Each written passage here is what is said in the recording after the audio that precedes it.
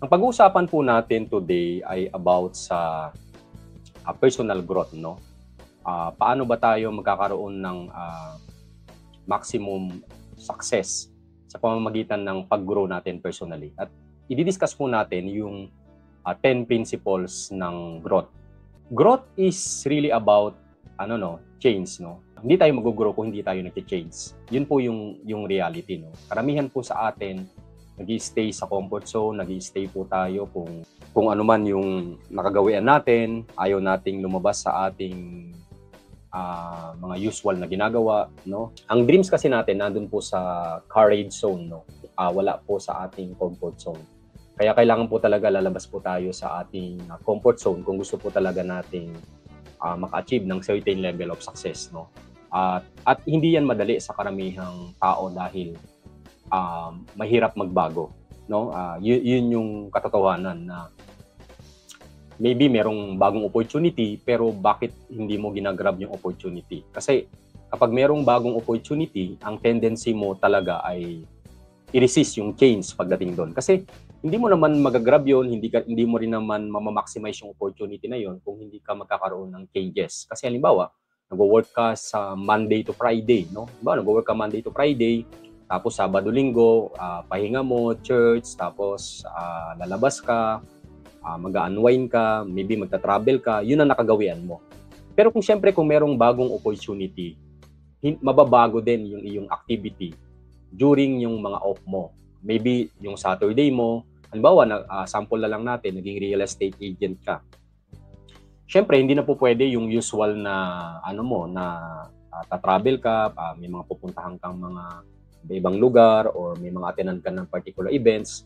So kapag ka nag-ahente ka, no, Monday to Friday nagtatrabaho ka, in fact, even yung Monday to Friday mo after office hours, talagang magko-commit ka diyan na mag-aaral ka, may mga aaralin ka sa online, may mga papanoorin ka, no? Yun yung gagawin mo, which is totally different nung hindi ka pa nagiging real estate agent. Maybe dati after mong makauwi na pag nasa bahay ka na, sindi mo na yung TV, kakain, di ba? Magto-social media, ganun na yung usual na gawain mo dati, no? Pero kapag halimbawa, nagkaroon ng bagong opportunity, iba na. No, kumbaga, babawasan mo na yung TV time mo, more on, ang gagawin mo na sa social media, instead na nagbabrowse ka lang, nag-iisip ka na ngayon kung ano yung mga ipopost mo na related doon sa binebenta mo or sa business mo or as a content creator, mga ganun na yung ginagawa mo, no? So, totally mababago yung schedule mo. And yung change na yon, magbibigay sa iyo yun ng growth, no? Kasi hindi talaga tayo mag-grow kung hindi tayo magbabago. At karamihan din sa na-observe po natin, no, na mga nagsumubok halimbawa sa real estate, sir, gusto ko mag-real estate agent, ganyan-ganyan. Pero hindi sila nakatagpos doon sa scenario na yon na nahirapan silang mag-adjust. At bumalik na lang sila doon sa nakasanayan nila, which is sa comfort zone nila. At alam naman natin, kung bumalik ka sa dati mo, sabi nga, no, insanity is doing the same things over and over again and you are expecting different results.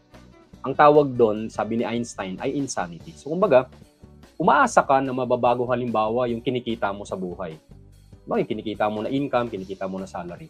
Pero ayaw mo namang baguhin yung mga ways mo para kitain yun. So kung kumikita ka ng 30,000 monthly, maybe, siguro mapopromote ka. Pero let's say hindi ka mapopromote, no? Paano mo babaguhin yung income mo kung hindi ka magbabago? Kung hindi ka magdadagdag ng additional na kaalaman, hindi ka magdadagdag ng additional na income. Diba? Kaya, sabi ni Einstein, insanity talaga yun. Kasi nga, umaasa tayo na mababago yung buhay natin, pero hindi naman tayo nagbabago. So kailangan din ng pagbabago sa atin.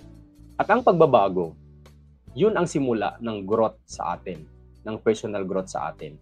Kaya mahalaga na malaman natin ang kahalagahan, ang importance ng personal growth sa buhay natin. Kasi ako yan talaga yung pinaniniwalaan ko. In fact, maraming quotes dyan about sa growth, no? Halimbawa, sample na lang, money follows growth. Sabi ko, kung nag-grow ka as a person, nag-grow yung skills mo, nag-grow yung mindset mo, susunod na yung kinikita mo. Kasi ganito po yan, no? At tignan nyo na lang tong illustration ko, no? Halimbawa, ito ka, no, as a person. Ito rin yung kinikita mo. So let's say ang kinikita mo right now 30,000 monthly. Tapos gusto mo mag 100,000 yung kita mo. Ito ka. So para maabot mo yung 100,000 income, mag-grow ka dapat as a person. A person na kayang kumita ng 100,000.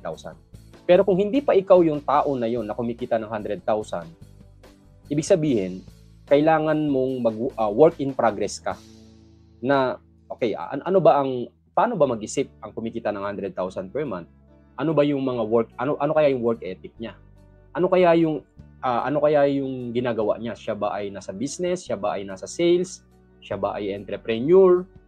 No? At ano kaya yung routine niya? Ano kaya yung certain perspective niya? Ano kaya yung binabasa niya? Ano kaya yung mga ideology niya? Ano kaya yung prinsipyo sa buhay? Then once na-determine mo yun, ganun pala. So dapat yun din ang gagayahin ko. And I seek for growth para mangyari yun. No? Kasi kung hindi ka mag-grow sa person, di kung ano kinikita mo right now, di yun lang. Pero kung nag-grow ka as a person, alam mo ba, unti-unti, mag-grow din yung income mo. Susunod talaga yung income mo pag nag-grow ka na as a person. Kaya mahalaga ang growth sa iba-ibang aspeto ng buhay, lalo sa financial aspect ng buhay.